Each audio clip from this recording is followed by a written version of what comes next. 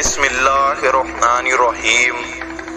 آپ کہہ دیجئے اگر آخرت کا گھر صرف تمہارے ہی لیے ہے، اللہ کے نزدیک اور کسی کے لیے نہیں، تو آؤ اپنی سچائی کے ثبوت میں موت طلب کرو، لیکن اپنی کرتوتوں کو دیکھتے ہوئے کبھی بھی موت نہیں مانگیں گے۔ اللہ تعالیٰ ظالموں کو خوب جانتا ہے، بلکہ سب سے زیادہ دنیا کی زندگی کا حریص اے نبی آپ انہی کو پائیں گے۔ یہ ہر زندگی میں مشرکوں سے بھی زیادہ ہے۔ ان میں سے تو ہر شخص 1000 سال کی عمر چاہتا ہے، گو یہ عمر دیا جانا بھی انہیں عذاب سے نہیں چھڑا سکتا۔ اللہ تعالیٰ ان کے کاموں کو بخوبی دیکھ رہا ہے۔ اے نبی آپ کہہ دیجئے کہ جو جبرائیل کا دشمن ہو، جس نے آگ کے دل پر پیغام باری تعالیٰ اتارا ہے، جو پیغام ان کے پاس کی کتاب کی تصدیق کرنے والا اور مومنوں کو ہدایت اور خوشی دینے والا ہے، تو اللہ بھی اس کا دشمن ہے۔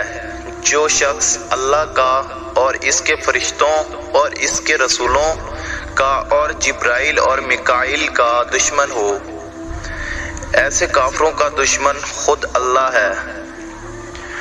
اور یقیناً ہم نے آپ کی طرف روشن دلیلیں بھیجی، جن کا انکار سوائے بدکاروں کے کوئی نہیں کرتا۔ یہ لوگ جب کبھی کوئی عہد کرتے ہیں تو ان کی ایک نہ ایک جماعت اسے توڑ دیتی ہے، بلکہ ان میں سے اکثر ایمان سے خالی ہیں۔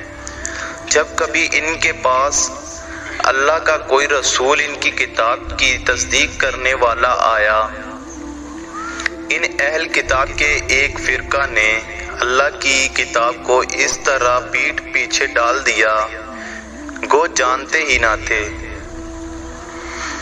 اور اس چیز کے پیچھے لگ گئے جسے شیاطین حضرت سلیمان کی حکومت میں پڑھتے تھے۔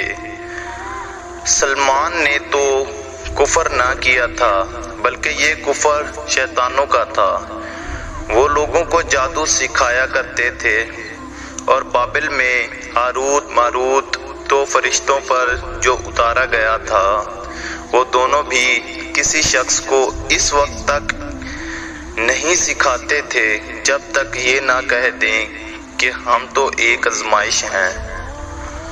تو کفر نہ کر، پھر لوگ ان سے وہ سیکھتے جس سے خامد و بیوی میں جدائی ڈال دیں، اور دراصل وہ بغیر اللہ تعالیٰ کی مرضی کے کسی کو کوئی نقصان نہیں پہنچا سکتے، اور وہ بل یقین جانتے ہیں کہ اس کے لینے والے کا آخرت میں کوئی حصہ نہیں، اور وہ بدترین چیز ہے جس کے بدلے میں وہ اپنے آپ کو فروخت کر رہے ہیں۔